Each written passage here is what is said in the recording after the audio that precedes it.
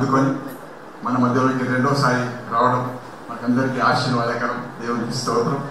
మరి సమయంలో మనకు టైం ఎక్కువ వేస్ట్ కాకుండా మనకు సాక్ష్యంలో సమయం అయిందని కనుక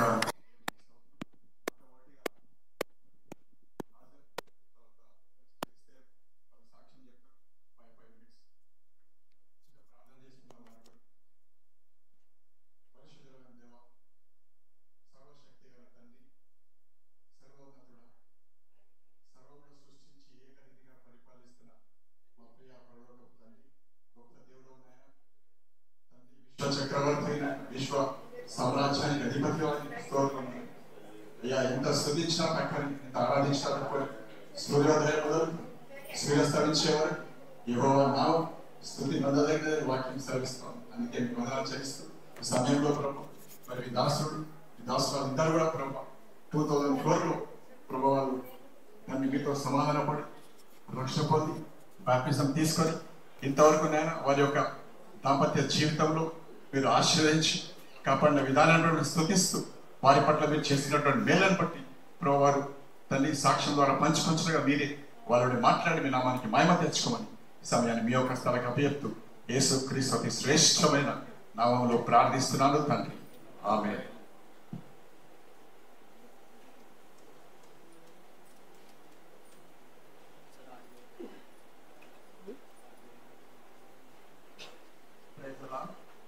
దేవునికి స్తోత్రం. మీ అందరికీ వందనాలు. నన్ను ప్రేమించి ఇక్కడికి వచ్చిన ప్రతి ఒక్కరికి వందనాలు తెలుస్తున్నాం. మరి ముఖ్యంగా విగ్రహ గారి ప్రత్యేక వందనాలు. దానికి సంబంధించినందుకు ఇది నాకు ఇచ్చిన దేవుడు ఒక భాగ్యం అని భావిస్తున్నా. అయితే కొద్దిగా నా సాక్ష్యం మీతో పంచుకోవాలని ఆశపడుతున్నాను. నేను చిన్నతనం నుంచి హైందవుని. అయితే చిన్నప్పుడు నేను దూరదర్శన్లో, అంటే మీకు గుర్తే ఉంటుంది, అప్పుడు దూరదర్శన్లో గురించి అప్పుడు సినిమా దూరదర్శన్లో వస్తుండే. కరుణామయుడు అనే సినిమా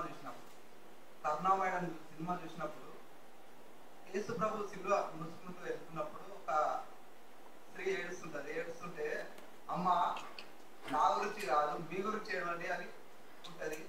ఆ వాక్యం, ఆ మాట నేను కన్నీళ్ళు కాదు వచ్చేసినమాట, బాగా ఏడ్చిన. అయితే అప్పటి నుంచి నా హృదయం ఏంటంటే యేసు ప్రభు మంచి దేవుడు, కానీ క్రైస్తవులు మాత్రం మత మార్పిడి చేసేవాళ్ళు. వాళ్ళని నాకంటే ఇష్టం, వాళ్ళు ఇష్టం లేదు నాకు. అంటే నేను కూడా ఒక క్రైస్తవాన్ని వీరిని వివాహం చేసుకొని హిందూగా మార్చేస్తాను. అప్పుడు నాకు ఒక విరోధం, నాకు ఒక కోరిక, వాళ్ళ మీద పగ తీసుకున్నట్టు అయిపోతుంది అన్నట్టు అట్లా ఉండే అనమాట. ఆ భావం యవ్వనస్తులు ఉన్నప్పుడు 1989లో మా స్నేహితులతో వాదన జరిగేది. ఏంది, యేసు ప్రభు దేవుడు కాదు, యేసు ప్రభు ఇజ్రాయెల్ దేవుడు, మనకెందుకు దేవుడు అవుతాడు? మన భారతదేశంలో రాముడు, కృష్ణుడు, అందరు మనకు మస్తు మంది దేవుడు ఉన్నారు, మనకెందుకు ఆ దేవుడు అని నేను అనుకున్నాను అనమాట.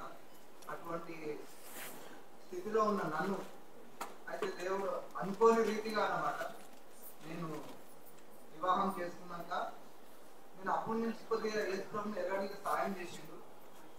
యేసు ప్రభు ఎరిగిన తర్వాత 2004లో కంప్లీట్గా బ్యాప్టిజం ద్వారా ఫిబ్రవరి 18th రోజు నేను కంప్లీట్గా క్రైస్తవుడిగా చేసిన వాడు.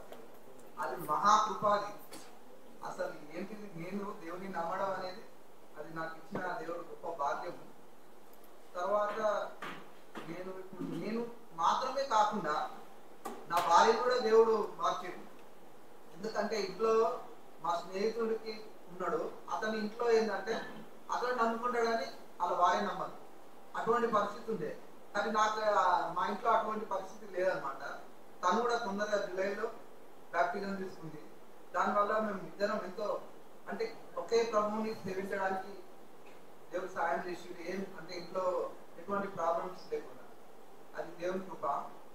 అయితే దేవుడు కూడా మాకు 99లో వివాహం జరిగింది. 2000లో నాకు సంతానం ఇచ్చిండు, దేవుని బహుమానం. అయితే ఆడపిల్లని ఇచ్చిండు. నాకు దేవుని మీద కోపం వచ్చింది. ఎందుకంటే నాకు మగపిల్లాడు కావాలి, ఆడపిల్లని ఎందుకు ఇచ్చిన ప్రభు అని నేను, అంటే ప్రభు అంటే కన్నీరు ఏడుస్తున్నా నేను లిటరల్గా ఆడపిల్లని ఇచ్చినావు, నువ్వు అన్యాయం చేసినావు, అని ఏడుస్తుంటే దేవుడు నన్ను ప్రశ్నించింది. ఏమని ప్రశ్నించిందంటే, నువ్వు ఎప్పుడైనా నీ పాపాల గురించి కన్నీరు కాచినావా? ఆ ప్రశ్న వినగానే నాకు ఉండే ఎంతో భారంతో, అరే ఏం దేవుడు ఇట్లా మాట్లాడుతుంది, నేనేమో దేవుడు అన్యాయస్తుడని అంటుంటే దేవుడు నా పాపం గురించి ఎత్తి చూపిస్తుంది అని నేను ఆశ్చర్యపోయినా. తర్వాత నేను పశ్చాత్తాపడ్డాను, ప్రభువా నన్ను క్షమించు.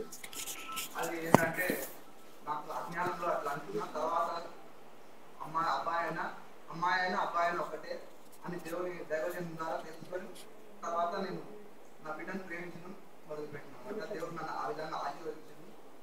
ఇద్దరు పిల్లలు కూడా ఎంత మంచి పిల్లలు ఇచ్చిందంటే దేవుడు, వాళ్ళు చిన్నతనం నుండే భయభక్తులతో క్రైస్తవ క్రమశిక్షణలో పెరిగిండ్రు. బ్యాప్టిజం తీసుకోవడానికి కూడా సాయం చేసింది. ఇద్దరు చిన్నతనం. ఆ విధంగానే వాళ్ళ విద్యా విషయంలో ఎంతో అద్భుతంగా సాయం చేసిండు. నాకు ఎంత ఇబ్బంది అంటే డబ్బులు కిరాయి కట్టుకోలేని పరిస్థితిలో, ఫీజులు కట్టుకోలేని పరిస్థితిలో, చదివించలేని పరిస్థితిలో కూడా దేవుడు నన్ను ఎప్పుడు కూడా విడిచిపెట్టలేదు, అన్యాయం చేయలేదు.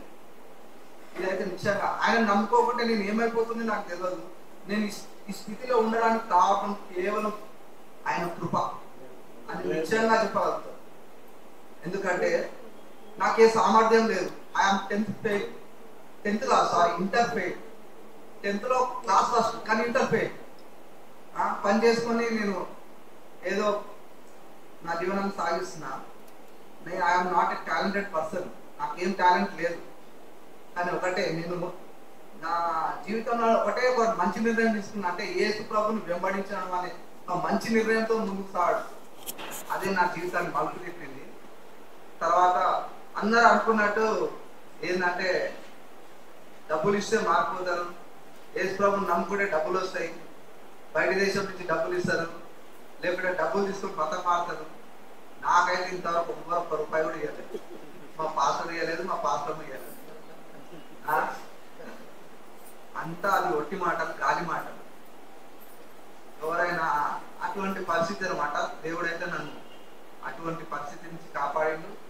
ఎప్పుడు కూడా నా కష్టాలలో, నా కన్నీళ్ళల్లో, నా బాధల్లో, నా వేదనలో, నా సంతోషంలో, అవమానంలో నన్ను ఎప్పుడు కూడా దేవుడు విడవలే.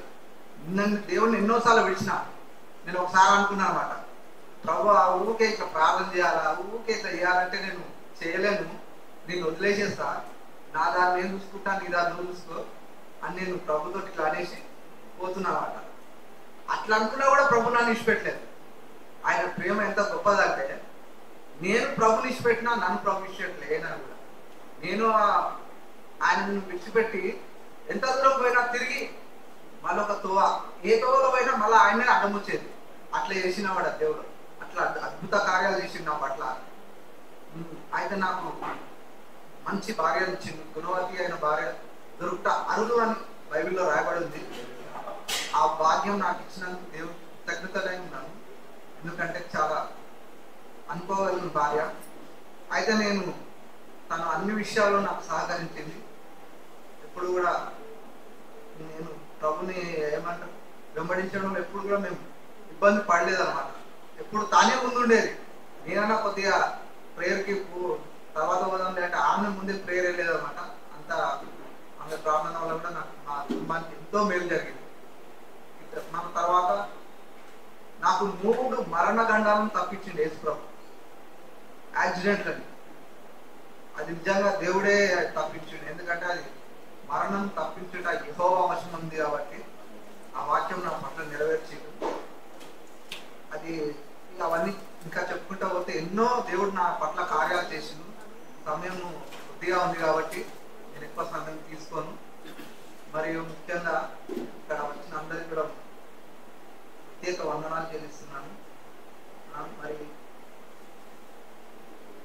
మనం ముఖ్యంగా ఒక విషయం, నేనైతే అయ్యగారి పుస్తకాల ద్వారా విశ్వ ప్రణాళిక అనే పుస్తకం చదివినాను. నాకు దేవుడి మీద ప్రేమ ఉండే కానీ ఆ ప్రేమలో ఒక సందేహం ఉంది. సైతానుని దేవుడు సృష్టించేడు అంటే దేవుడే కారణమేమో. సైతాను ఏదో ఒక విధంగా కారణం దేవుడే అయ్యిండు వచ్చేమో, అట్లా ఎందుకు చేసిండు అని దేవుడి మీద ఒక అలిగేషన్ ఉంది అనమాట. అయితే నేను విశ్వ ప్రణాళికలో చదివినప్పుడు నేను ఎంతో ఆ సందేహం తీరిపోయిందన్నమాట. ఏంటంటే చక్కని ఎగ్జాంపుల్ చెప్పిండు. ఆ ఎగ్జాంపుల్ ఏంటంటే అందరు విద్యార్థుల స్కూల్లో అందరు విద్యార్థులు ఉంటే ఒక టీచర్ అందరికి ఒకే రీతిగా పాఠాలు చెప్పినా కూడా అందులో క్లాస్ ఫస్ట్ విద్యార్థి ఫెయిల్ అయ్యింది, మిగతా విద్యార్థులను పాస్ అయ్యింది. అంటే ఏమిటి, సైతానికి జ్ఞానం తెలివి ఉంది, వాడు కావాలని పాపంలో పడ్డాడు అన్నప్పుడు నాకు దేవుని మీద, దేవుని యొక్క నమ్మకత్వం మీద ఇంకా విశ్వాసం పెరిగింది. నా దేవుడు మంచివాడు, నా దేవుడు మోసం చేయడు, నా దేవుడు అన్యాయం చేయడు, నా దేవుడు అక్రమం చేయడు అని ఇంకా నాకు ఎంతో అయ్యగారి పుస్తకాల ద్వారా ఫస్ట్ యుగార్థం చదివిన అన్ని పుస్తకాలు నా దగ్గర ఉన్నాయి. అన్ని యూట్యూబ్ అంటే ఎనీ టైం అయ్యగారి మెసేజ్ ఎప్పుడు ఫాలో అవుతూనే ఉంటారు. అని దేవుడు ఇచ్చిన భాగ్యంగా ఇంకా మీ అందరి ప్రత్యేక వందనాలు. ప్రతి సాక్ష్యం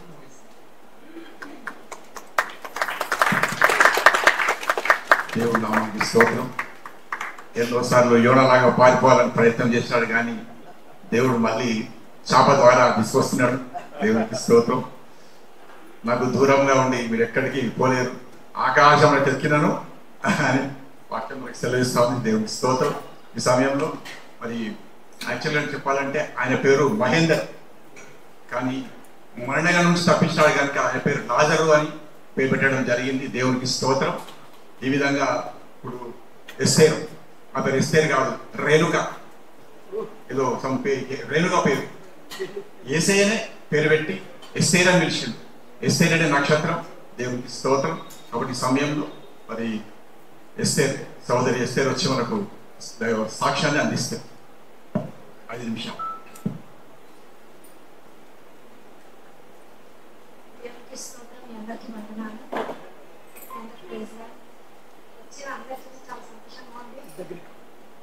స్తోత్రం.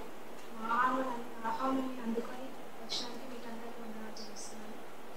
సాక్ష్యం ఏంటంటే ఈ రీతిగా చేసుకోవాలి, దేవుడు కృప ఉంటున్నది, మరి ఏం జరుగుతుందని దేవుడు ఈ రీతిగా నడిపిస్తున్నాడు. ముఖ్యంగా ఏంటంటే 1999లో నాకు వివాహం జరిగింది, హిందూ మ్యారేజ్. తర్వాత యేసుప్రభు నేను మా భర్త ద్వారా తెలుసుకున్నాను. నేను అయితే ఫస్ట్ నేను యేసుప్రభు అంటే నాకు ఇష్టం లేదు, యేసుప్రభు అంటే ఒక వ్యక్తి అని అనుకున్నాను, ఒక మతం అన్నప్పుడు. అయితే ఆయన దేవుడు కాదని నేను అనుకునేదాన్ని అనమాట. కానీ దేవుడు ఏంటంటే ఆయననే నా కొరకు, నా పాపాల కొరకు మరణించినాడు, నా కొరకు నేను రక్షింపబడాలని, నరకం నుంచి తప్పించబడాలని, పరలోకానికి చేర్చాలని దేవుడు నా కొరకే రక్తం చూపించినాడు. అప్పుడు నేను తెలుసుకున్నాను ఈయననే దేవుడని, యేసుప్రభుని నేను తెలుసుకున్నాను. అయితే నేను తెలుసుకున్న తర్వాత నేను రక్షణ పొందడానికి సహాయం చేసిన దేవుడు ఏంటంటే మా కుటుంబాన్ని కూడా దేవుడు ఇప్పటి వరకు కాచి కాపాడినాడు. మరి కుటుంబంలో అందరం కూడా మేము రక్షణ పొందడానికి దేవుడి కృపనే. అసలుకి మేము వెతకలే, కానీ దేవుడే మమ్మల్ని వెతికి రక్షించుకున్నాడు. మరి పిల్లలను కూడా సహోదరులు చెప్పిన విధంగా పిల్లలను కూడా క్రమశిక్షణలో పెంచడానికి, వాళ్ళు కూడా దేవుని భయభక్తులుగా మరి దేవునితో సహవాసం కలిగి ఉండడానికి కూడా దేవుడు సహాయం చేసినాడు. మరి మేమందరం కూడా ఎప్పుడు కూడా దేవుని ఎన్నో శ్రమలు వచ్చినాయి, ఎన్నో మేలు చేసిన శ్రమలు కూడా ఉన్నాయి. ఆ శ్రమలలో ఏంటంటే తోడుగా ఉన్నాడు, మమ్మల్ని విడిచిపెట్టలేదు. ఆ శ్రమలో కూడా మేము ఎప్పుడు కూడా మరి దేవుని విడిచిపెట్టకుండా దేవుని వెంబడించడానికి దేవుడు మమ్మల్ని నడిపించింది. ఎందుకంటే శ్రమలు రాగానే దేవుడిని మర్చిపోయి దేవుడు అంటే ఇష్టం లేకుండా అట్లాంటి కృంగిపోతుంటారు. అట్లాంటి పరిస్థితి కాకుండా దేవుడు ఏం చేసినంటే శ్రమలో ఆర్థికంగా మళ్ళీ ఎన్నో విధాలుగా శ్రమలు అంటే అది చెప్పలేము, అన్ని విధాలుగా శ్రమలు వచ్చినాయి. కానీ ఆ శ్రమలో కూడా మమ్మల్ని ఎన్నో విడుదల దేవుడు మాట్లాడుతూ నడిపించినాడు. పిల్లలు కూడా అదే విధంగా నడిపించినాడు. ఎట్లా అంటే అసలు రేపు పిల్లలు ఎలా ఉన్నారు, ఒక సంబంధంగా నిజంగా చూపించుకున్నారు. భయంకర పరిస్థితులు ఉన్నప్పటికీ దేవుడు మమ్మల్ని అయితే పిల్లలు ఎల్లప్పుడూ దేవుడు భయపడడానికి దేవుడు సహాయం చేసిండు. మన విధంగా పిల్లలు చదివేయడానికి కూడా దేవుడు సహాయం చేసిండు. దేవుని కృప అది. మరి నేను రక్షణ పొందడానికి ఇంటి నుంచి రావడం అంటే దేవుని కృపనే కాబట్టి నేను మరి మరి సంపూర్ణంగా ప్రార్థనలో కూడా ఎంతో మరి బలపడడం అది ముఖ్యంగా. ఎందుకంటే నైట్ల వచ్చిన ప్రార్థన, మళ్ళా ఆత్మీయ పోరాటం ఏ రీతిగా ఎదుర్కోవాలి, ఏ రీతిగా ప్రార్థన చేయాలనేది చాలా మేము నేర్చుకున్నాం. నేర్చుకోవడం వల్ల అందరం కుటుంబం అందరం కూడా ఆ విధంగా నడుచుకుంటూ ఇప్పటి వరకు దేవుడు నడిపించినది. దేవునికి వందనాలు చెల్లిస్తున్నాను. దేవుడు ఎన్నో విధాలుగా మాకు మేలు చేసినాడు. మరి నేను ఈ రీతిగా మరి కృతజ్ఞత కూడిక పెట్టుకోవడానికి కూడా దేవుడు సహాయం చేసినాడు. మరి మీరు అందరూ వచ్చినందుకు వందనాలు. చిన్న సాక్ష్యం దేవుడు దీవించినాడు.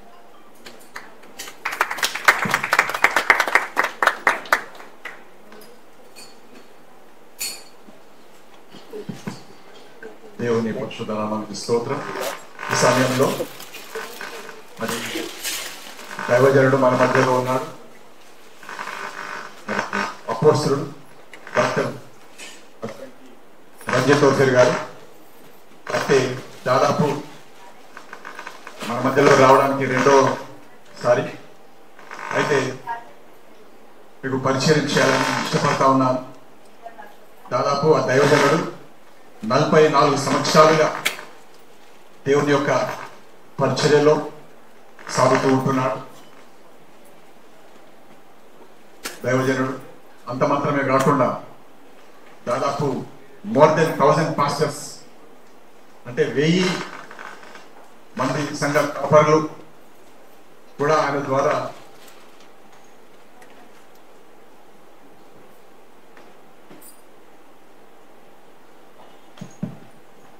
దాదాపు 1000 మంది సంఘ కాపరులుగా తరివి చేస్తూ మరి ఈ విధంగా అతడు దేవుని కొరకు ఏలియా ప్రవక్తలాగా రోషం కలిగి ఈ 21st సెంచరీలో ఉన్నాడని నేను భావిస్తూ ఉంటున్నాను. దేవునికి స్తోత్రం. దాదాపు మోర్ దెన్ 1400 చర్చెస్ 1400 సంఘాలకు ఆయన ఇప్పుడు మరి కాపరిగా హెడ్గా నడిపిస్తా నాయకుడుగా ఉంటా ఉన్నాడు. చెప్పాలంటే ఆ దినాలలో మోషే దాదాపు వాక్యంలో 6 లక్షలకు పైగా ఇజ్రాయెల్ అంటే 6 లక్షలు కానీ వాక్యం ఉన్నది. కానీ ఒక దైవజనుడు ఏమన్నాడంటే దాదాపు 2 మిలియన్ అని చెప్పింది. 2 మిలియన్ అంటే 20 లక్షల మందిని ఆయన నడిపించినాడు. మోషే ఒక్కడే. అంటే ఏ విధంగా నడిపించగలిగాడు అంటే దేవుని బిడ్డలారా దేవుడు తోడుగా ఉన్నాడు కనుక ఆయన నడిపించగలిగాడు. అదేవిధంగా మరి ఈ కాలపు మరి అనగా అపోస్తలుడు ఈ దైవజనుని ద్వారా కూడా ఇన్ని సంఘాలు నడుస్తున్నాయంటే అది ఒక మామూలు విషయం కాదు. 2-3 సంఘాలు 5-6 సంఘాలకి ఎంతో ఇదైపోతా ఉంటాం. కానీ ఇన్ని వందల సంఘాలు నడిపిస్తున్నాడంటే దేవుడు తనకు తోడుగా ఉన్నాడు కనుక నడిపేయగలుగుతా ఉన్నాడు. దేవునికి స్తోత్రం. దేవుని బిడ్డలారా అంత మాత్రమే కాకుండా మరి నేను అనుకుంటాను 21st సెంచరీలో ఆయన పౌలుగా ఉన్నాడు. ఈ తరం వారికి అందరికీ కూడా 21st సెంచరీలో పౌలుగా ఉంటున్నాడని నేను మరి అంత మాత్రమే కాకుండా వరల్డ్ వైడ్ చర్చెస్ ఆయన సంఘాలు ఇక్కడనే కాకుండా ప్రపంచమంతట్లో వ్యాపిస్తూ ఉంటున్నాయి. అంత మాత్రమే కాకుండా ఆ దైవజనుడు రచించినటువంటి 8 దేవుడి చేత రాయించినటువంటి పుస్తకాలు 8 అనుకుంటాను నాకు తెలిసింది మటుకు. 9 కూడా ఇంకో ఏదో ఏదో కాలేజ్ ఉన్నట్టు నేను వింటున్నాను. అంత మాత్రమే కాకుండా టోటల్గా 20 పుస్తకాలు ఇంకా ఎక్కువ ఉండొచ్చు నాకు తెలియదు. నాకు తెలిసింద మటుకు 20 మటుకు నాకు తెలుసు. దానికి గ్రంథకు రచయిత. ఇంకోటి ఏంటంటే మరి వీళ్ళే కాదు బలపడేది, నేను కూడా బలపడ్డా. హల్లెలూయా. వాక్యం ద్వారా నేను కూడా చాలా నేర్చుకున్నా. ఇంకొకటి ఏంటంటే ఈ దైవజన్ యొక్క పుస్తకాలు ప్రతి ఒక్క విశ్వాసి, ప్రతి ఒక్క సేవకుడు, ప్రతి ఒక్క కాపరి కంపల్సరీ చదవాలి. దేవునికి స్తోత్రం. హల్లెలూయా, హల్లెలూయా. దేవునికి స్తోత్రం. కనుక దేవుని బిడ్డలారా ప్రత్యేకంగా దేవుడు అతన్ని మరి చూస్ చేసుకున్నాడు, అంటే అతన్ని ఏర్పాటు చేసుకున్నాడు చిన్నతనంలోనే. దేవునికి స్తోత్రం. కనుక దేవుని బిడ్డలారా అంత మాత్రమే కాకుండా అనేక మర్మాలు నేను దాదాపు 89-90లో నేను రక్షణ పొందినాను. 89 ఎండింగ్లో. అప్పటి నుంచి ఇప్పటి వరకు ఎన్ని మిస్టరీస్ అంటే లోతైనటువంటి మర్మాలు ఏవైతే ఉన్నాయో ఇంత మర్మాలు నేను వినను కూడా. దాదాపు ఇటువంటి పుస్తకాల్లో ఉన్నటువంటి విషయాలు నేను అనుకుంటాను ప్రపంచంలో ఎవరికి కూడా అది సాధ్యం కాదు. అటువంటి పుస్తకాలు రాసిన ఎందుకంటే రాయడం అంటే అది దేవుని చేతనే రచింపబడినటువంటి పుస్తకాలు, గ్రంథాలు. దేవునికి స్తోత్రం. కాబట్టి దేవుని బిడ్డలారా ఈ సమయంలో దైవజనుడిని మనము ఆహ్వానిస్తా ఉన్నాం. అందరూ చప్పట్లు కొట్టాలి.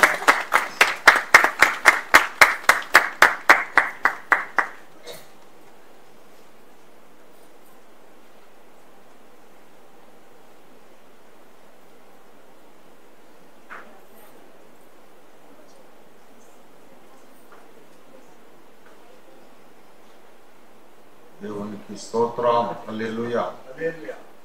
ప్రభునందు నాకు అత్యంత ప్రియులారా,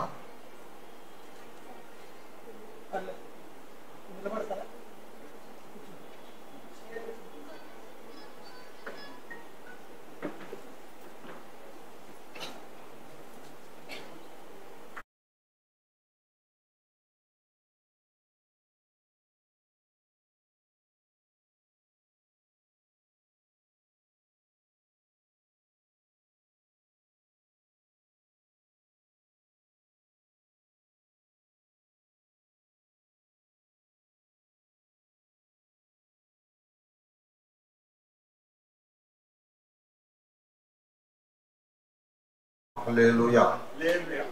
ప్రభునందు నాకు అత్యంత ప్రియులారా, ప్రియా సహోదరులు బ్రదర్ లాజరస్ గారు, ఎస్తేరమ్మ వారి వివాహమై ఇప్పుడు 25 సంవత్సరాలు, 25వ వార్షికోత్సవం, రజతోత్సవం, సిల్వర్ జూబిలీ. మరి చాలా ఆశ్చర్యంగా ఉంది. వారిని చూస్తే ఇప్పుడే పెళ్ళైనటువంటి నూతన జంటగా కనబడుతున్నారు. అప్పుడే 25 ఏళ్ళు అయిపోయిందా అని నమ్మశక్యంగా లేదు. అయితే నమ్మాల్సి వస్తుంది. వాళ్ళ యొక్క పిల్లలను చూసినప్పుడు, మరి బాబును పాపను చూసినప్పుడు ఇంత పిల్లలు ఉన్నారు కనుక 25 ఏళ్ళు అయి ఉంటుందని నమ్మాల్సి వస్తుంది. అదర్వైజ్ లాజరస్ గారు కొత్త పెళ్లి కొడుకులాగా ఉన్నారు. ఎస్తేరమ్మ కూడా ఇప్పుడే నవవధువులాగా చక్కగా మన కళ్ళకు ఒక పండుగలాగా ఉంది వాళ్ళని చూడడం. Congratulations brother and sister. మీరు 25 ఏళ్ల పండుగే కాదు, 50 ఏళ్ల పండుగ కూడా మీరు చేసుకోవాలి. అప్పుడు కూడా నేనే వాక్యం చెప్పాలని నన్ను నేను ఆశీర్వదించుకుంటున్నాను. ఇప్పుడు వాళ్ళ 50 ఏళ్ల పండగకి కూడా నేనే వాక్యం చెప్పాలంటే నన్ను నేను దీర్ఘాయుష్మాన్ భవ అనుకున్నట్టు.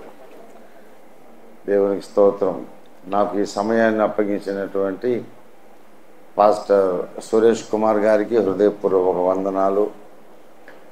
మరి సురేష్ కుమార్ గారు, పాస్టర్ గారు, అలాగే brother Lazarus and sister Esther నన్ను గురించి చాలా దయగలిగిన మాటలు చెప్పారు. వారికి నా కృతజ్ఞతలు. నాలో ఏదైనా మంచి అనేది ఉంటే అదంతా యేసయ్యదే, మనదేం కాదు, నాదైతే కాదు. If you see anything good in me, it belongs to Jesus. ఏదైనా చెడు ఉంటే అది నా సొంత property, ancestral property. If there is something bad in me, it belongs to me. మరి దేవుని కృపను బట్టి నేను కూడా అందరిలాంటి మామూలు మనిషిని, పైనుంచి ఊడిపడ్డవాడినేం కాదు. జన్మ పాపము, కర్మ పాపం అన్నీ నాకు తెలుసు. వాటి నుంచి యేసు ప్రభు ఏ రీతిగా విడిపిస్తాడో కూడా నాకు అనుభవంలో తెలుసు. కనుక మనం అందరం ఏమై ఉన్నామో అది యేసయ్య కృప. దేవునికి స్తోత్రము. లాజరస్ గారి కుటుంబం చాలా ముచ్చటైనటువంటి, అద్భుతమైనటువంటి, ఆశీర్వాదకరమైన కుటుంబము. దేవునికి స్తోత్రము. వారిని ఇంకా దేవుడు ఆశీర్వదించి వారిద్దరూ కూడా తమ బిడ్డల క్షేమాన్ని చూసి ఆనందిస్తూ, దేవుని సంఘక్షేమాన్ని చూసి ఆనందిస్తూ ఇంకా అనేక సంవత్సరాలు ఇలాగూ వారు ఆనందకరమైన కుటుంబ జీవితం జీవించాలని నేను ఆశిస్తూ ఉన్నాను. ప్రియులారా, దేవుని పరిశుద్ధ వాక్యంలో నుండి మనం యెహోషువ గ్రంథము 24వ అధ్యాయము 15వ వచనము నేనే చదువుతాను, చిత్తగించండి. యెహోవాను సేవించుట మీ దృష్టికి కీడని తోచిన ఎడల మీరు ఎవరిని సేవించెదరో, నది అద్దరిని మీ పితరులు సేవించిన దేవతలను సేవించెదరో అమోరీయుల దేశమున మీరు నివసించుచున్నారే, వారి దేవతలను సేవించెదరో నేడు మీరు కోరుకొనుడి. మీరెవరిని సేవింప కోరుకొనినను నేనును నా ఇంటి వారును యెహోవాను సేవించెదము అనెను. చిన్న మాట ప్రార్థన చేసుకుందాం. ప్రేమ కలిగిన మా మహాపరిశుద్ధ తండ్రి, జీవము కలిగిన మా మిక్కిలి గొప్ప దేవా, నీకు వందనాలు చెల్లిస్తున్నాం. నీ ప్రియ దాసుడు మా తండ్రి బ్రదర్ లాజరస్ గారి కొరకు నీకు వందనాలు. మీ దాసురాలు నీ కుమార్తె సిస్టర్ ఎస్తేరమ్మ కొరకు నీకు వందనాలు చెల్లిస్తున్నాం. వారిని మీరు ఒక జంటగా చేసిన ఆయన, వారిని ఒకింటి వారిని చేసి ఏక శరీరులను చేసి వారికి చక్కని కుమార్తెను చక్కని కుమారుణ్ణి మీరు అనుగ్రహించి వారికి రక్షణ భాగ్యమునిచ్చి వారి ఇంటిల్లిపాది కూడా రక్షింపబడడానికి కృపనిచ్చి రక్షణలో ఎదగడానికి పాస్టర్ సురేష్ కుమార్ గారి సహవాసంలో వారిని నీ సంఘ ద్రాక్షావనములో నాటి ఈ 25 ఏళ్ళు వారి కుటుంబ జీవితాన్ని మీరు ముందుకు నడిపించి ఈ మజిలీకి తెచ్చినందుకు నీకు స్తోత్రం చెల్లిస్తున్నాం. ప్రేమగల మా తండ్రి, ఇది మేము నీకు కృతజ్ఞతలు స్తుతులు చెల్లించవలసిన సమయం. 25 ఏళ్ళు జీవితంలో వాళ్ళు ఎన్ని ఇబ్బందులు ఎదుర్కొన్నారు, ఎన్ని సమస్యలు ఎదుర్కొన్నారో వారు విపులీకరించలేదు కానీ టూకీగా చెప్పారు తండ్రి. కష్ట సమయాలు, కన్నీళ్ల సమయాలు, బాధలు, ఇరుకులు, ఇబ్బందులు ఎన్నో అనుభవించాం అనే విషయం వారు చెప్పారు సాక్ష్యంలో. మానవ జీవితంలో ఈతి బాధలు సహజము కదా నాయన. అయినప్పటికీ ఎవ్వరికీ లేనటువంటి సహాయకుడవు మాకు దొరికావు, నీకు వందనాలు. ఈ కష్టాలన్నీ అందరికీ సమానమే కానీ ఎవరికి లేని నమ్మదగిన సహాయకుడవు బ్రదర్ లాజరస్కి సిస్టర్ ఎస్తేర్కి మీరు దొరికారు కనుక నీకు వందనాలు. నిన్ను నమ్మి నిన్ను ఆశ్రయించి నీ నుండి సహాయం పొందుకొని ఎప్పటికప్పుడు ప్రతి సమస్యను యేసయ్య నామంలో జయిస్తూ ముందుకు నడుస్తూ విజయవంతంగా ఈ మజిలీకి వారు చేరడం ఇది కేవలము నీ కృప, నీకు వందనాలు ప్రభువా. ఈ ఘనమైన సాక్ష్యము కొరకు నీకు వందనాలు చెల్లిస్తున్నాం. ఈ శుభ సందర్భంలో వారిని ఆశీర్వదించడానికి, వారి ఆనందంలో పాలు పంచుకోవడానికి వచ్చిన బంధువులు, ఆత్మీయ బంధువులు, మిత్రులు, సహవాస దైవ కుటుంబ సభ్యులు, నీ దాసులు అందరినీ మీరు ఆశీర్వదించండి. కొంతసేపు మీరు నాతో మాతో మాట్లాడండి. మీ దాసుడు వట్టివాడే, బలహీనుడు, నిష్ప్రయోజకుడు తండ్రి. మీ దాసుని కరుణించండి, క్షమించండి. మీ దాసుని నేరములు, అపరాధములు, అజ్ఞానకృతములు, బలహీనతలన్నీ క్షమించి మీ శిలువ రక్తంతో మీ దాసుని కడిగి శుద్ధీకరించండి. మీ అగ్నితో మీ దాసుని పుటము వేసి బంగారము వలె శుద్ధి చేయండి. మీ పరలోక సువర్ణ అభిషేక తైలంతో మీ దాసుని అభిషేకించండి. మీ దాసుని నోట నీ మాటలు ఇప్పుడు ఉంచండి. నాతో మాతో అందరితోనూ మాట్లాడమని, గొప్ప కార్యము చేయమని యేసు అద్భుత నామంలో స్తుతించి ప్రార్థిస్తున్నాం తండ్రి. ఆమీన్, ఆమీన్, ఆమీన్.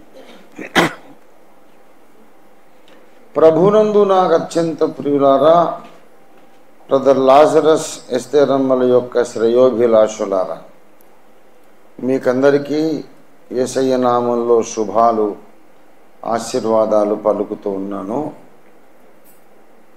చదవబడినటువంటి లేఖన భాగాన్ని మనం చూస్తే యెహోషువ అనే భక్తుని యొక్క తీర్మానం మనం చూస్తున్నాం.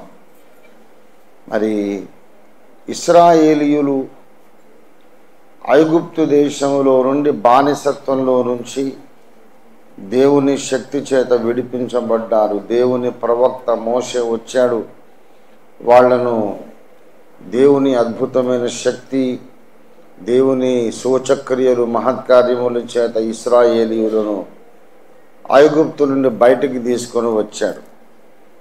తర్వాత దేవుడిస్తానని చెప్పిన వాగ్దాన దేశం పొలిమేరల్లో మోషే తన తనువు చాలించి దేవుని దగ్గరికి వెళ్ళిపోయాడు. మోషే స్థానంలోనికి అతని పరిచారకుడైన యెహోషువ నాయకుడిగా వచ్చాడు. ఇప్పుడు యెహోషువ కూడా వృద్ధుడైనాడు. మరి వాగ్దాన దేశంలోనికి వచ్చారు. చీట్లు వేసి అందరికీ దేశాన్ని పంచిపెట్టాడు. పంచిపెట్టిన తర్వాత తన జీవితపు చివరి దశలో యెహోషువ ఇశ్రాయేలు పెద్దలందరినీ పిలిపించి ఈ మాట చెబుతున్నాడు. ఇంత దూరము మిమ్మల్ని నడిపించినవాడు, విడిపించినవాడు, ఇంత దూరము మిమ్మల్ని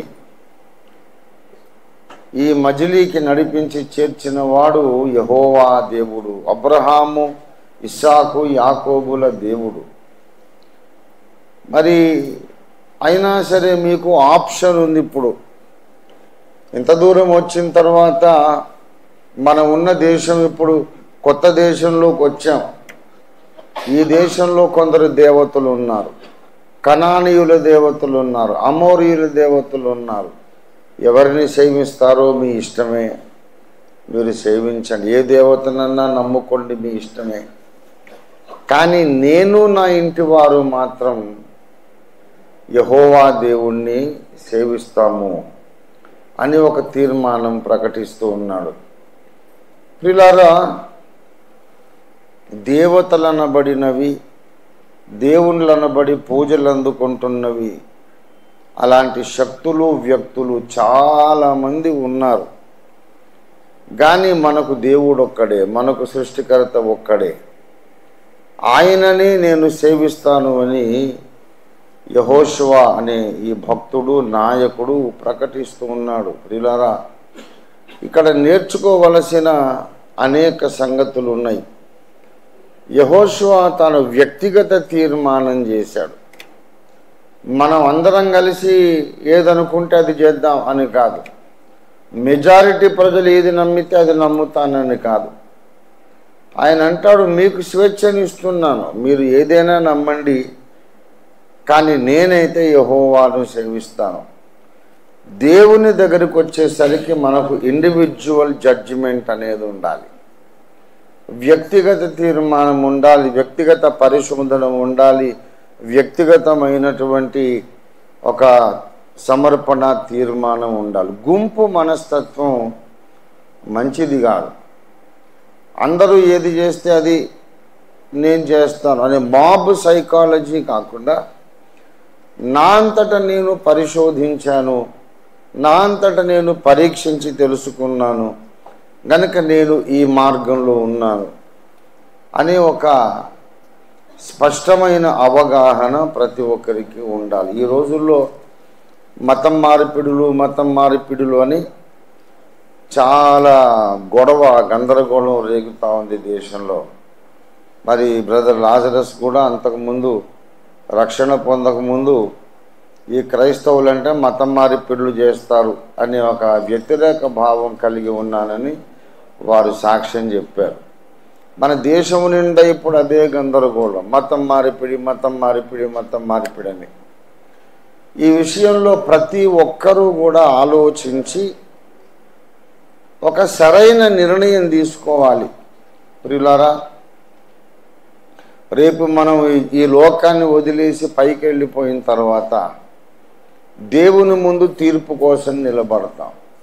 అప్పుడు వ్యక్తిగతంగా లెక్క చెప్పుకోవాలి తప్ప, మా బంధువులు నమ్మారు, మా దేశం నమ్మింది కనుక నేను నమ్మానంటే అక్కడ చెల్లదు. నీ బుర్రక ఏమైంది అంటాడు ఆయన.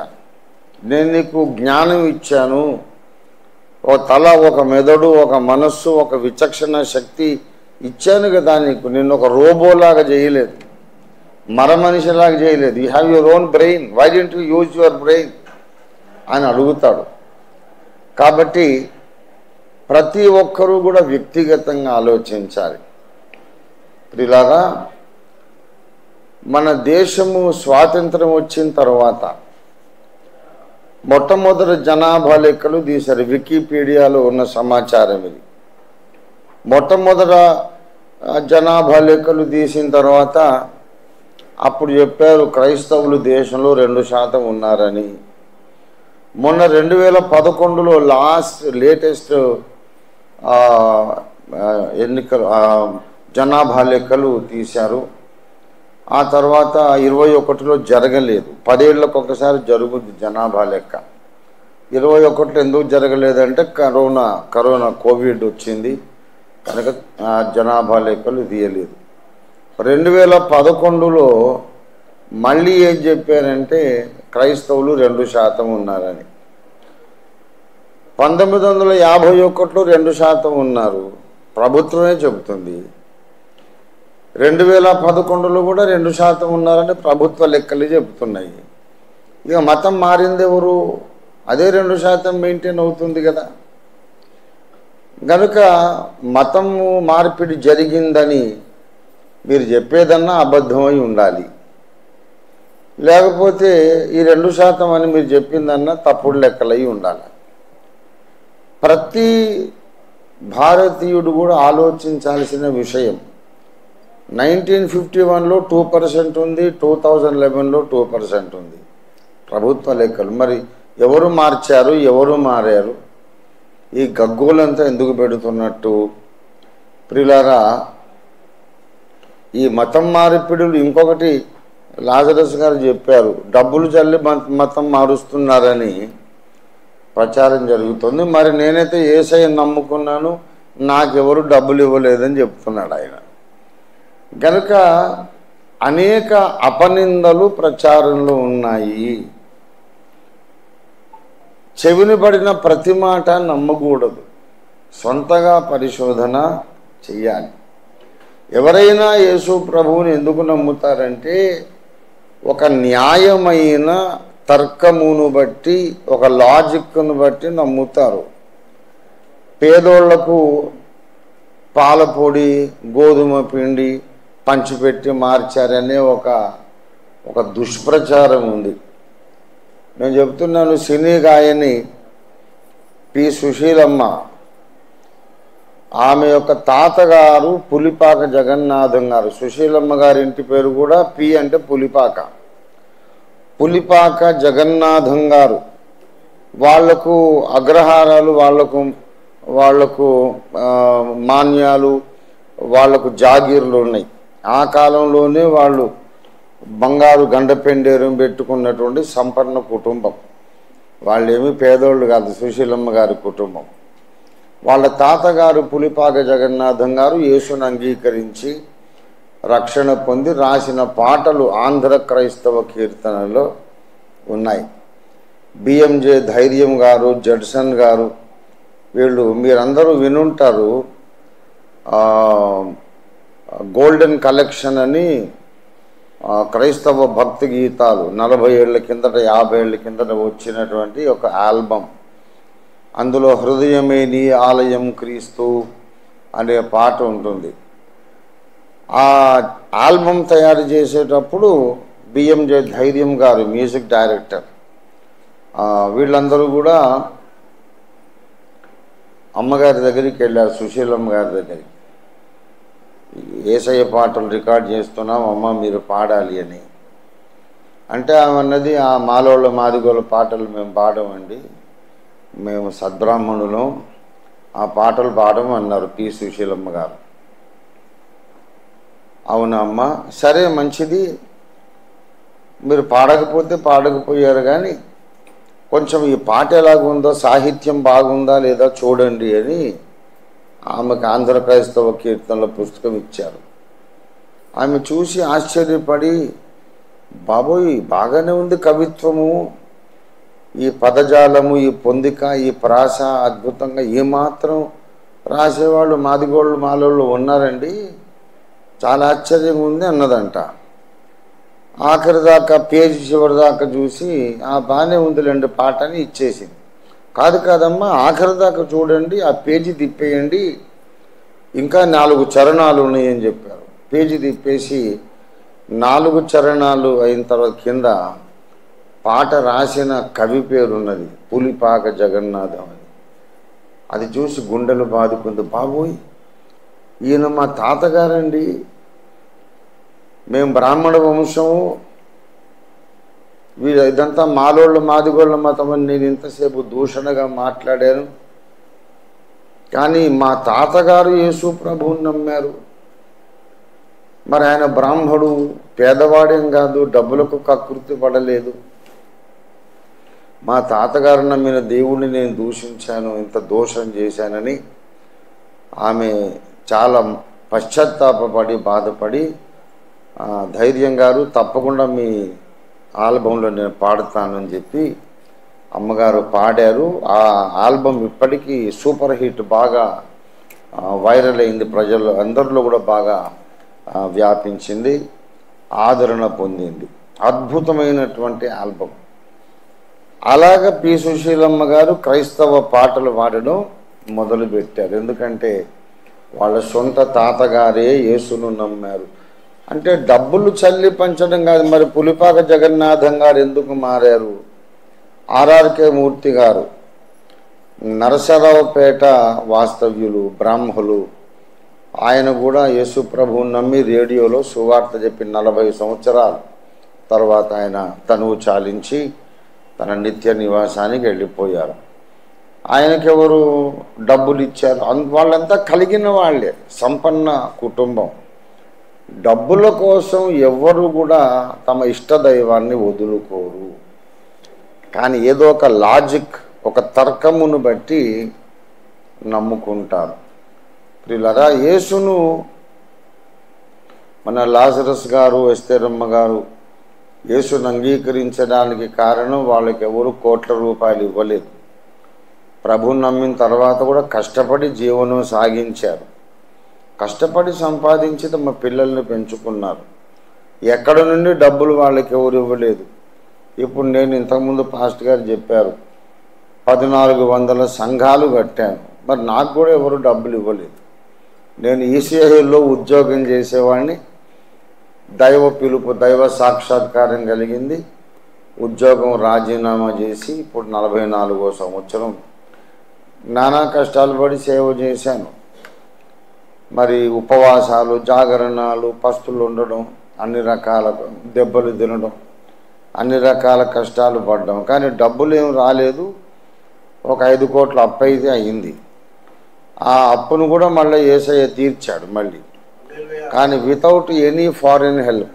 అమెరికాకి వెళ్ళాను, విదేశాలకు వెళ్ళాను, కానీ డబ్బులు అడుక్కోలేదు. కొంతమంది నీకు డబ్బులు ఇస్తాము, మా బోర్డు పెట్టుకో అన్నారు. అలా మాట్లాడిన నోట్లో సారా కంపు వచ్చింది నాకు. నేను చెప్పాను, డబ్బులు వద్దు బాబు, నువ్వు ముందు మారు మనసు పొందు, లేకపోతే నరకానికి వెళ్ళిపోతావు, డబ్బులు అక్కర్లేదు, నువ్వు రక్షణ పొందాలని చెప్పి వచ్చా. అలాగా అమెరికాకి వెళ్ళాను. అక్కడ కూడా సంఘం ఉంది, అక్కడ విశ్వాసులు ఉన్నారు. కానీ ఏ సంస్థ మాకు డబ్బులు ఇవ్వలేదు. ఇవంతా అసత్య ప్రచారము. యేసును నమ్మడానికి ఒక లాజిక్ అనేది ఉంది. ఎవరికి వారే ఆలోచించాలి, ఎవరికి వారే ఆలోచించాలి. కానీ అలాగ ఇండివిజువల్ డెసిషన్ తీసుకోవాలంటే చాలా దమ్ము, ధైర్యం, సత్తా ఉండాలి. బలహీన మనస్కులు స్వతంత్రంగా ఆలోచించలేరు. బలహీన మనస్కులు ఏంటంటే అందరూ నడిచిన దారి కానీ మనం ఇంకో దారిలా నడుస్తాము, నలుగురు నడిచిందే దారి, అందులో పడిపోదాం అనుకుంటారు బలహీన మనస్కులు. కానీ యథార్థవంతులు న్యాయంగా ఆలోచించి వారు ఒక తీర్మానానికి వస్తారు. అసలు ఉన్న కీలకమంతా ఇక్కడే ఉన్నది. దేవుడు న్యాయవంతుడు, అందరికీ న్యాయం చేస్తాడు. అయితే నాకు కూడా న్యాయం చేయండి అని దేవుడు అడుగుతున్నాడు. యోహాను సువార్త 7వ అధ్యాయము 24వ వచనాన్ని మీరు గమనించినట్లయితే యేసు ప్రభువు వారు అంటున్న మాట ఇది: వెలిచూపును బట్టి తీర్పు తీర్చక న్యాయమైన తీర్పు తీర్చుడి అనేను. అంటే నాకే న్యాయం చేయమంటున్నాడు ఆయన. నాకు న్యాయం కావాలి అని యేసు ప్రభువు వారు అడుగుతున్నాడు. యేసు ప్రభువు వారిని గూర్చి కొన్ని విషయాలు ఆలోచిస్తే తర్వాత ఏది న్యాయమో అర్థమవుతుంది. అసలు యేసు ప్రభువును గూర్చి చెబుతున్నటువంటి ఉపదేశం ఏమిటంటే, మిగతా దేవతలు మంచోళ్ళు కాదు, ఈ దేవుడే మంచోడని కానే కాదు. అది కాదు అసలు సందేశం. మిగతా దేవతలు మంచోళ్ళు కాదు, ఈయన మంచోడు అంటే ఎలక్షన్స్లో పలానా వాడికి ఓటేయకండి, మా ఎమ్మెల్యే క్యాండిడేట్కి ఓటేయమని చేసే ప్రచారం ఇది కాదు. యేసును గూర్చిన వాస్తవం ఆలోచించి ఎవరికి వారే డెసిషన్, తీర్మానం చేసుకోవాలి.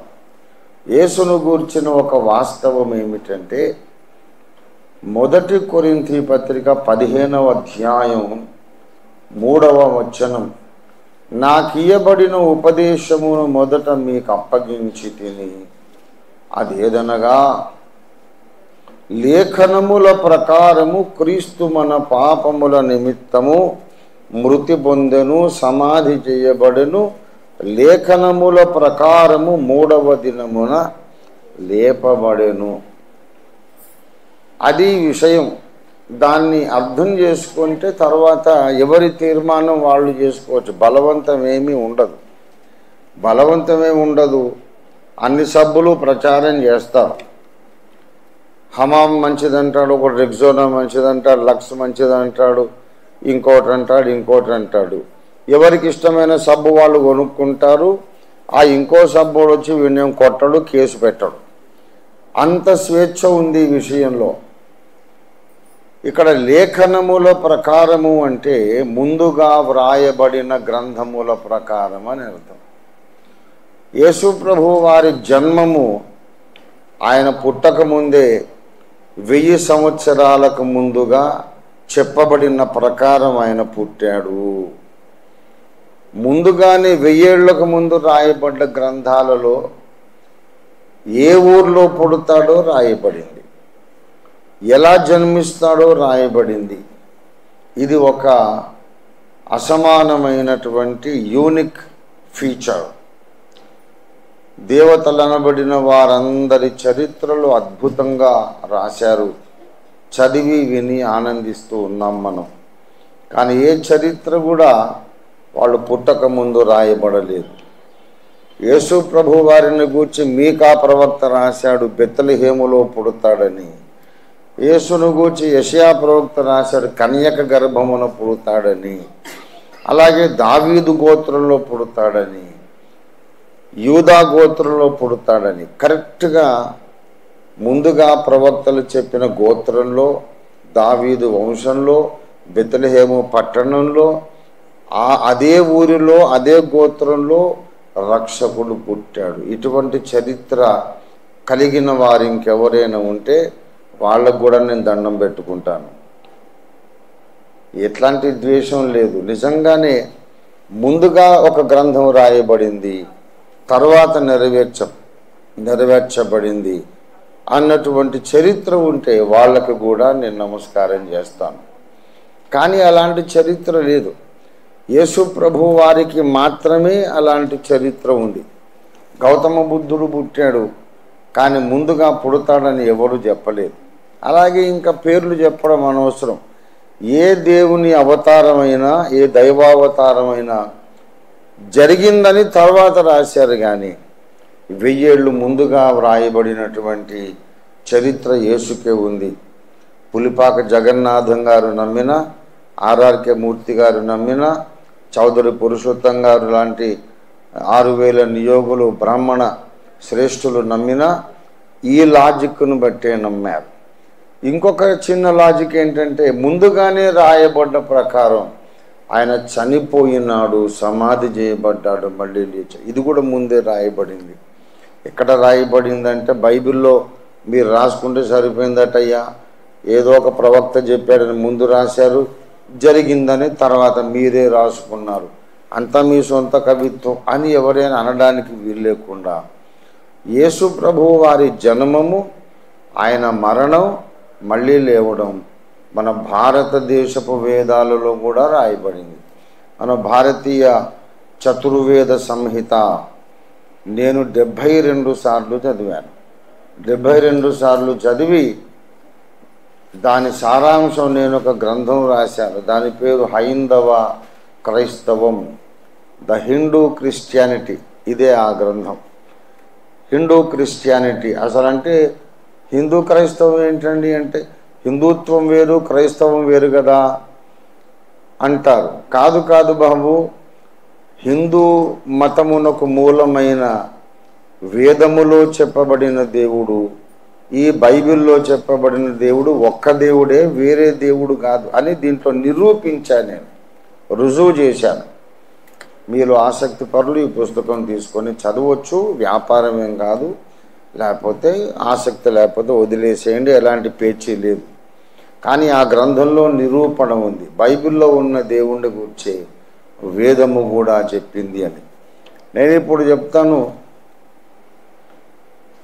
శుక్ల యజుర్వేదము 31వ అధ్యాయము ప్రారంభము నుండి ఉన్న మంత్రాలలో ఈ మాటలు రాయబడ్డవి. అతడే ఆదిత్యుడు, అతడే సూర్యుడు, అతడే జలము, నీళ్లు కూడా అతడే, అతడే బలము, శక్తి స్వరూపుడు అతడే, అతడే యజ్ఞమై ఉన్నాడు.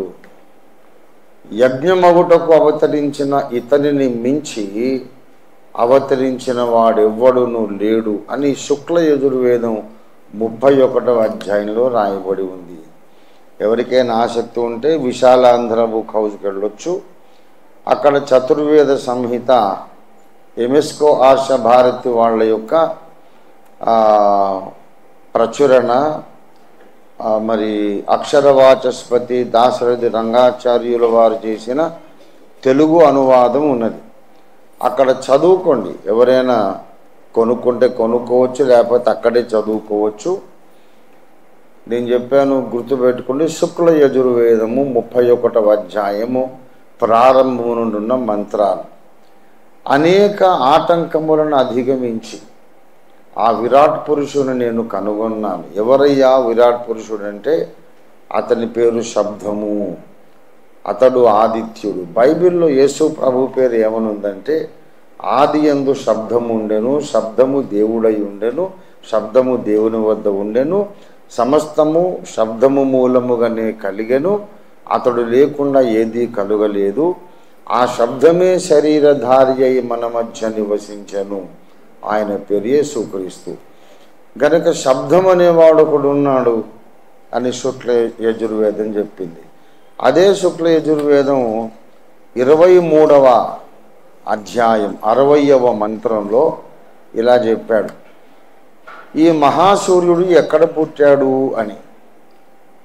ఈ మహాసూర్యుని జన్మస్థానము నేను ఎరుగుదును, భూమధ్యపురమున అతడు జన్మించినాడు అని 60వ మంత్రం 23వ అధ్యాయంలో రాయబడి ఉంది. ప్రియులారా, నేను వేదము చెబుతున్నా, బైబిల్ కాదు. మరి వేదాలలో ఏమనుందంటే విరాట్ పురుషుడు, శబ్దమైన వాడు, యజ్ఞమగుటకు బలియగుటకు పుట్టినవాడు, భూలోకానికి నడిబొడ్డు లాంటి దేశంలో పుట్టాడని వేదం చెప్పింది. అది ఇశ్రాయేలు దేశం. కనుక ఇట్లాంటి తర్కమును బట్టి, ఇలాంటి లాజికల్ రీజన్స్ను బట్టి పులిపాక జగన్నాథం గారు, చౌదరి పురుషోత్తం గారు అలాంటి సద్బ్రాహ్మణులు నమ్మినటువంటి దేవుడు యేసు ప్రభువారు. ఇది మాలోళ్ళ దేవుడు, మాదిగోళ్ళ దేవుడని, లేకపోతే అంటరానోళ్ళ దేవుడని, చదువు లేనోళ్ళ దేవుడని యేసును దూషించటము అన్యాయం కదూ. యేసయ్య అన్నాడు, నన్ను గూర్చి న్యాయమైన తీర్పు తీర్చండి అర్రా మీరు. మీకు న్యాయం చేయాలని మీరు కోరుకుంటున్నారు, మరి నాకు న్యాయం చేయరా అని యేసు అడుగుతూ ఉన్నాడు. అలాగా ఆలోచించిన వాళ్ళు యేసు ప్రభువుని అంగీకరించారు. ఆర్ఆర్కే మూర్తి గారంటే రాయసం రాధాకృష్ణమూర్తి ఆయన పూర్తి పేరు. రాయసం రాధాకృష్ణమూర్తి, రాయసం వారు వాళ్ళ ఇంటి పేరు. నరసరావుపేట బ్రాహ్మణులు వాళ్ళంతా అర్చకత్వం చేసిన వాళ్ళే, సంస్కృత ఆంధ్ర పండితులు. ఆయన అడిగారట, ఎందుకయ్యా నువ్వు యేసు మతంలో చేరావు, మన మతంలో ఏదన్నా లోపాలు ఉంటే మనం మార్చుకోవచ్చు కదా, మనం సంస్కరించుకోవచ్చు కదా అని ఆయనను అడిగారట. ఆయన చెప్పారు, నేను మార్చగలిగేది నాకెందుకు, నన్ను మార్చే దేవుడు కావాలి, యేసయ్య నన్ను మార్చాడు అని సాక్ష్యం ఇచ్చాడు రాధాకృష్ణమూర్తి గారు. ఆయన రేడియోలో ఆయన 40 సంవత్సరాలు ఆయన ప్రతిరోజు కూడా సువార్త ప్రకటించి దేవుని సన్నిధికి చేరారు. గనక కులమును బట్టి దేవుడు ఉండడు. కులానికి ఒక్క దేవుడు, మతానికి ఒక్క దేవుడు ఉండడు. మనకు హిందూ సృష్టికర్త, ముస్లిం సృష్టికర్త, క్రైస్తవ సృష్టికర్త ఉండరు. హిందువులకు, ముస్లింలకు, క్రైస్తవులకు సృష్టికర్త ఒక్కడే. పంజాబ్లో సంత్ నిరంకారి బాబా అనే ఒక గొప్ప జ్ఞాని, ఒక సాధువు ఒక ఆయన ఉండేవారు. ఆయన నిరంకారి సత్సంగం అని ఒక మతాన్ని స్థాపించాడు. లక్డికాపుల్ మెట్రో రైల్వే స్టేషన్ పక్కనే ఉంటుందన్నమాట. రోడ్డు మీద వాళ్ళ బోర్డు మీద శిలువ గుర్తు, చంద్రవంక నక్షత్రం, తర్వాత స్వస్తిక్ చిహ్నం, ఓంకారం, అన్ని గుర్తులు ఉంటాయి. అన్ని మతములలో దేవుడు ఒక్కడే అనేది నిరంకారి బాబా వారి యొక్క ఉపదేశం అన్నమాట. ఆయన చెప్పారు, ఖుదా ఏక్ హై, అల్లా ఏక్ హై, ఏకో నారాయణ, దేవుడు ఒక్కడే అని అన్ని మతాలు చెబుతున్నారు. ఆ ఒకడెవడో తెలుసుకొనండి, ఆయన్నే వెంబడించండి అన్నారు నిరంకారి బాబా. ఏకుకో జానో और ఏకుకో మానో. అది అందరూ ఒక దేవుడిని నమ్మడం అంటే మరి అందరూ ఏకమైపోవాలా మరి అని అంటే నిరంకారి బాబా చెప్పారు, ధర్మ జోడుతా హై తోడుతా నహి. మానవ జాతిని అసలైన ధర్మం ఏక కుటుంబంగా కలుపుతుంది, జాతులుగా విడగొట్టదు, విధ్వంసం సృష్టించదు. గనక ప్రియులారా, ప్రభు అయిన యేసుక్రీస్తును గూర్చి ఏ రీతిగానైతే ఈ సద్బ్రాహ్మణులందరూ తెలుసుకున్నారు. మా తాతగారు కూడా, తాతగారు కాదు, తాతగారి తండ్రి ముత్తాతగారు, ఆయన పేరు వెంకటరామారెడ్డి గారు. ఆయన కూడా సంస్కృతంలో వేదాలు చదివి గురువు గారిని పోయి అడిగారట. నల్గొండలో ఇదయ్య గారు అనే ఒక స్వామీజీ ఉండేవారు. ఇది 175 ఏళ్ల కిందటి సంగతి చెబుతున్నాను. ఇదయ్య గారు అనే ఒక మఠాధిపతి, అక్కడ మా తాతగారు ముత్తాతగారు వెంకటరామారెడ్డి గారు శిష్యుడిగా ఉండేవారు. సంస్కృతం నేర్చుకున్నారు, సంస్కృతంలో వేదాలు చదివారు. ఆయన వెళ్ళి గురువు గారిని అడిగారట, వేదములో పరమాత్ముడు మన కొరకు చచ్చిపోతాడు, మళ్ళీ లేస్తాడని రాయబడి ఉంది కదా, చచ్చిపోయి లేచిన దేవుడు ఎక్కడ నాకు కనపడలేదు, ఆ తెల్లదొరలేదు చెబుతున్నారు, ఒకవేళ ఆయనే అయ్యుండొచ్చునేమోనని నాకు అనుమానం తోస్తోంది, గురువుగారు మీరేమంటారని అడిగాడు. అప్పుడు ఆ గురువు గారు చెప్పారు, వెంకయ్య నువ్వు ధన్యుడివి, నీకు సత్యం దొరికింది, వెళ్ళు ఆ దేవుణ్ణి నమ్ముకోమన్నారు. అప్పుడు నల్గొండ నుండి సికింద్రాబాద్ క్లాక్ టవర్లో ఉన్నది చూశారు, ఆ బాప్టిస్ట్ చర్చ్, సెంటనరీ బాప్టిస్ట్, అక్కడికి ఆయన నడిచి వచ్చి బాప్టిస్మం పొంది మళ్ళీ వెళ్ళారు. ఆయన కొడుకు జేకబు గారు, ఆ జేకబు గారి కూతురు మా అమ్మ అన్నమాట, అంటే మా తాతగారి తండ్రి. డబ్బులు ఎవడు ఇవ్వాలి, అంత ఒట్టిదే. ఋగ్వేదం చదివారు, అందులో మరణించి లేచిన దేవుడు ఉన్నాడు. ఈ దేవతలకు రాజైన ఈ ఇంద్రుని మహాత్మ్యమును చూడండి, ఇతడు నిన్న మరణించి ఉన్నాడు, ఈరోజు మరణమును గెలిచి లేచి ఉన్నాడు, ఇతని మహాత్మ్యము చూడండి, ఇతడే దేవతలకు రాజు అని ఋగ్వేదంలో ఒక మంత్రం చెబుతుంది. అది చదివి కన్వర్ట్ అయ్యాడు ఆయన. ప్రియ మిత్రులారా, దేవుని గూర్చినటువంటి సత్యాన్ని ఎవరికి వారే పరిశోధించి తెలుసుకోవాలి. ఒకవేళ న్యాయమని తోస్తే న్యాయమైనటువంటి ధర్మాన్ని నమ్మాలి, లేకపోతే వదిలేయాలి. కానీ ఇవాళ నేను కొలిక్కి వస్తున్నాను, ముగించేస్తున్నాను. మన మిత్రులు, మన సోదరులు, మనకు ప్రియులు లాజరస్ గారు, ఎస్తేరమ్మ గారు, వారిద్దరు కూడా చెప్పారు, మేము జన్మముతో పుట్టుకతో క్రైస్తవులమైతే కాదు, కానీ తర్వాత దేవుణ్ణి తెలుసుకున్నాం. మొట్టమొదటైతే ఆయనకు అసలు యేసయ్య అంటే ఇష్టమే లేదట, కానీ ప్రభువును నమ్మారు, తర్వాత గ్రహించారు, తెలుసుకున్నారు. మరి యెహోషువ లాంటి తీర్మానంలో వారు ఉన్నారు. అందరూ సమాజమంతా ఎటు నడిస్తే అటు నడుస్తానని కాదు, నాకు అర్థమైన సత్యం ఇది, నేను నా ఇంటి వారు యేసయ్యను సేవిస్తామని వారు తీర్మానం చేసుకున్నారు. నేను ఇంత బోధ చేస్తున్నానా? నా సొంత కొడుకు దేవుడు లేడు డాడీ అంటాడు. వాడిని ఎంతో ప్రేమిస్తాను నేను. నా కొడుకు వాడు ఇష్టపడి ఒక ముస్లిం అమ్మాయిని పెళ్లి చేసుకున్నాడు. నా కోడలు ఒక ముస్లిము. అయినా సరే నా కూతురుతో సమానంగా చూసుకుంటాను. ఏమి మతం వేరైతే మనిషి కాదా? ఆమె తలలో ఆమె అల్లా అనుకుంటుంది, నేను యేసు అనుకుంటున్నాను. వీడేమో అసలు దేవుడే లేడు అంటాడు. అయితే మనుషులు గారా? ఆ ప్రేమే ఉంది. కుటుంబంలో మేము ఎలా ఉండాలో అలాగ ఉంటాం. కానీ వ్యక్తిగతంగా ఎవరికి వారే పరిశోధించి నిర్ణయం తీసుకోవాలి. పైకి వెళ్ళిన తర్వాత పెద్దలు చెబితే నమ్మాను, మా మెజారిటీ వాళ్ళు కనుక నేను వాళ్ళు చెప్పింది నమ్మానంటే మన వాదన చెల్లదు. దేవుడు మన ముందు తీర్పరిగా ప్రత్యక్షంగా పోతున్నాడు. ఆయన మనకు న్యాయమైన తీర్పు తీర్చాలి. మనం కూడా దేవునికి అన్యాయం చేయొద్దు, దేవునికి న్యాయమే చేద్దాం. చారిత్రక వాస్తవాలను నమ్ముదాం. ప్రియులారా, మనం ఏదైనా నమ్మొచ్చు, నేను ఫైనల్గా చెబుతున్నాను. కానీ మనం నమ్మేదానికి పురాతత్వ శాస్త్ర ఆధారాలు ఉండాలి. ఆర్కియాలజికల్ ప్రూఫ్స్ కలిగినటువంటి ఏకైక మార్గము క్రీస్తు మార్గము. దేవునికి వందనాలు. మీకందరికీ నా కృతజ్ఞతలు. ప్రియమిత్రులారా, మరి లాజరస్ గారు ఆయన ఏంటంటే వన్ మ్యాన్ ఆర్మీ. సిస్టర్ కూడా అంతే, వాళ్ళ పిల్లలు కూడా అలాగే. వాళ్ళు ఇంకొకరు చెబితే వినరు, వాళ్ళకి అర్థమైంది వాళ్ళు నమ్ముతారు అంతే. I really appreciate them.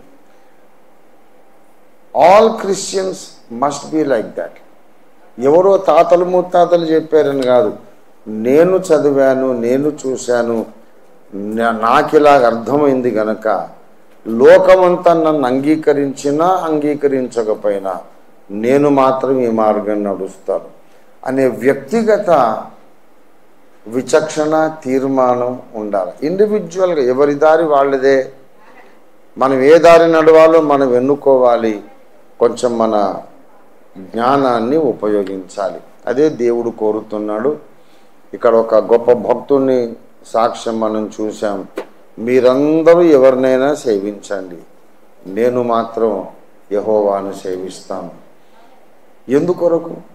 మా తాతగారిని కూడా అలాగే, ఆయన రెడ్డి కాబట్టి ఆయనను వెలివేస్తామన్నారు ఊర్లో నుంచి. పగలబడి నవ్వాడట. నన్ను మీరు వెలివేస్తారా? అసలు దేవుడు అంటే ఎవరు మీరు ఇంకా గుర్తించనే లేదు. వేదము చదివి నేను సత్యదేవుణ్ణి తెలుసుకున్నాను, నన్ను వెలివేస్తారా? ఊరునే నేను వెలివేస్తున్నా పొమ్మన్నాడు.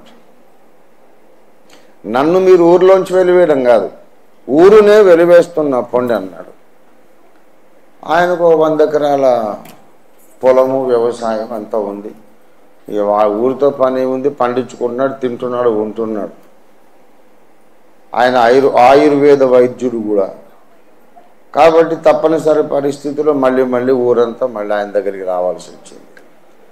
ప్రియమిత్రులారా, ఎవరో వెలివేస్తారని భయపడకూడదు. వాస్తవం ఏదో గ్రహించాలి. ఆ వాస్తవమైన దారిలో మనం నడవాలి. మనకు మంచి ఎగ్జాంపుల్గా, మంచి మాదిరిగా బ్రదర్ లాజరస్ కుటుంబం ఉంది. వారిని అప్రిషియేట్ చేస్తున్నాను. వారు సొంతంగా పరిశోధించుకున్నారు, వారికి అర్థమైన మార్గంలో నడుస్తున్నారు.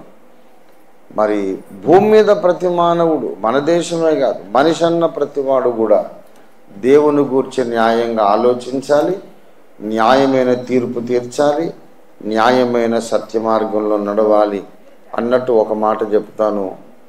మనకు త్రిమూర్తులు ఉన్నారు. విష్ణుమూర్తి ఉండేది వైకుంఠం, పరమశివుడు ఉండేది కైలాసం. కానీ సృష్టికర్త బ్రహ్మదేవుడు ఉండే లోకం పేరు చాలామందికి తెలియదు. బ్రహ్మదేవుడు ఉండే లోకాన్ని సత్యలోకం అన్నారు పెద్దలు. సత్యలోకం అంటే సత్యము నమ్మిన వాడే సృష్టికర్త దగ్గర చేరతాడని అర్థం. కనుక అందరూ చెప్పిన మాటలు నమ్మడం కాదు, ఏది సత్యమో ఆలోచించి పరిశోధించి గ్రహించి సత్య మార్గంలో నడిస్తే సృష్టికర్త దగ్గరికి మనం చేరుకుంటాం. అలాంటి మార్గంలో ఉన్న ధన్యులు లాజరస్ గారి కుటుంబం.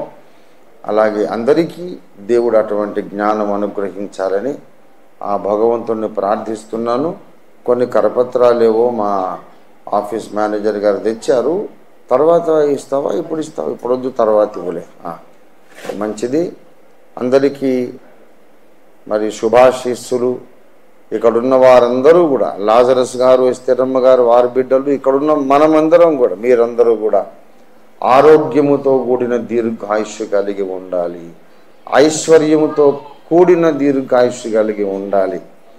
దైవ సహవాసము ఎరిగిన దీర్ఘాయుష్య కలిగి ఉండాలి. ప్రతి ఒక్కరూ శాంతి సమాధానాలతో నిండు నూరేళ్లు జీవించి సత్యలోకం చేరాలని నేను ఆశీర్వదిస్తూ ఇంతటితో నేను ముగించుకుంటున్నాను. Thank you pastor garu. Thank you for this opportunity.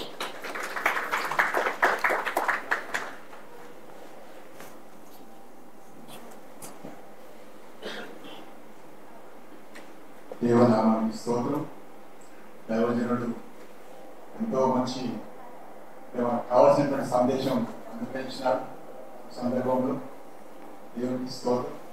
అందరికీ కావాల్సినటువంటి సందేశం దేవుడు ప్రేరేపించి ఇచ్చినటువంటి దైవ సందేశాన్ని బట్టి వందనాలు చెల్లిస్తున్నాను. దేవునికి స్తోత్రం. అందరూ కూడా మంచిగా విన్నారు.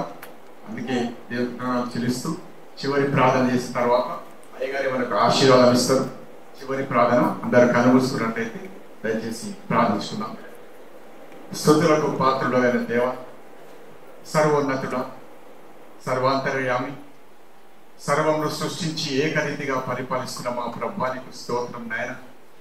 గొప్ప దేవుడో ప్రభ, అయ్యా మీ గొప్పతనాన్ని వర్ణించడానికి మా నాలుక కూడా సరిపోతుంది. ఆకాశం మీ సింహాసనం, భూమి మీ పాదపీఠమని సెలవిచ్చాం. అయ్యా మీ పాదాల చెంతకొచ్చినాయన ఈ విధంగా స్తుతించడానికి, ఆరాధించడానికి, మీ యొక్క వాక్యం వినడానికి, ధ్యానించడానికి ప్రభ అయ్యా తండ్రి ఇచ్చినటువంటి మంచి సమయాన్ని బట్టి మనం స్తుతిస్తున్నాం. ప్రత్యేకించుకొని నాయన అయ్యా ప్రభ తండ్రి లాజరును, అదేవిధంగా తనకి ఇచ్చినటువంటి సతీమణి ప్రభ ఎస్సేను జ్ఞాపకం చేసుకోండి నాయన. మరి వారిద్దరు కూడా తండ్రి అన్య కుటుంబం నుంచి ప్రభ నిజమైనటువంటి దేవుడిని సృష్టికర్తను తెలుసుకొని ప్రభ మీ మార్గంలో నడుస్తుండగా తండ్రి ఎన్నో ప్రభ అయా తండ్రి నేను పడడం, లేవడం ఇవన్నీ ఉన్నప్పటికీ తండ్రి మిమ్మల్ని గట్టిగా పట్టుకొని ముందుకు నడుస్తుండగా తండ్రి కృప చూపించమని ప్రార్థిస్తున్నాం.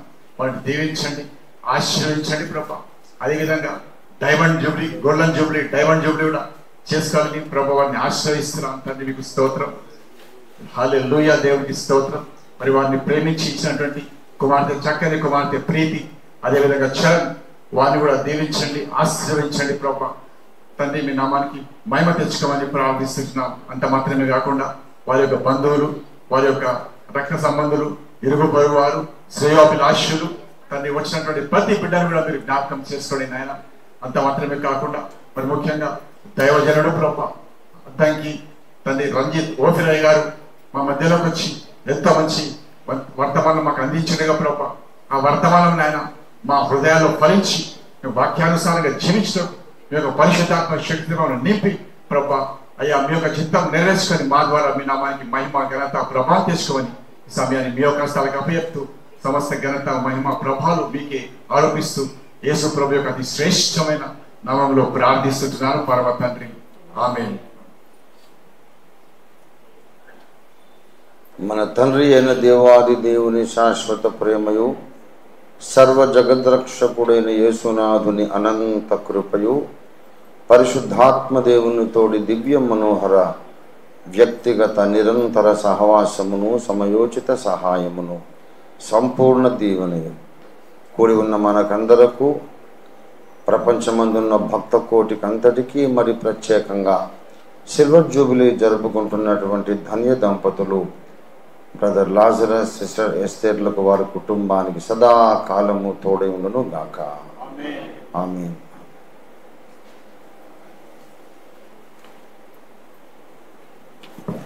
చిన్న ఇంకో కార్యక్రమం ఉంది.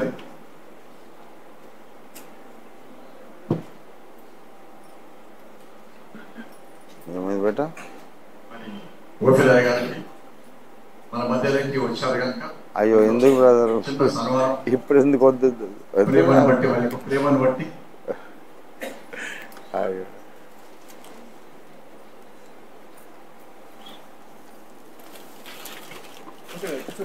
కూర్చోండి.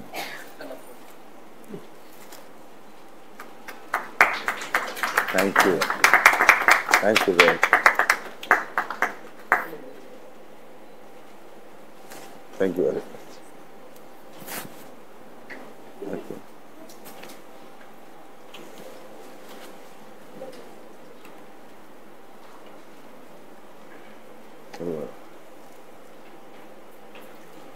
Enana, wow, అవునా, thank you.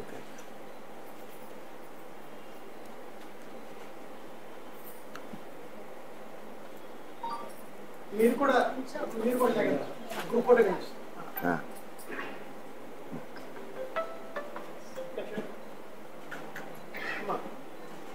Right. Thank you బేటా, గాడ్ బ్లెస్ బేటా. అమ్మా అదే ఓట్ ఆఫ్ థ్యాంక్స్ చెప్పారా?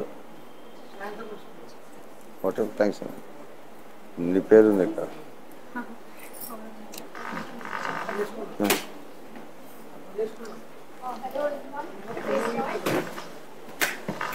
ఆమె Lakshma. Praise the Lord, everyone. I thank all of my relatives, friends, elders, and spiritual leaders for joining us today in celebrating the silver wedding anniversary of my mom and dad. And special thanks to Dr. Ranjit Offiramkar, who has taken time out of this busy schedule and delivered such a wonderful message. I truly believe this message was, encouraging and blessing for all of you, just like me. Once again, I thank you all for joining me today and participating in the event, making it a grand success. So we have prepared fellowship lunch. Please enjoy it and bless me on mom and dad. Thank you.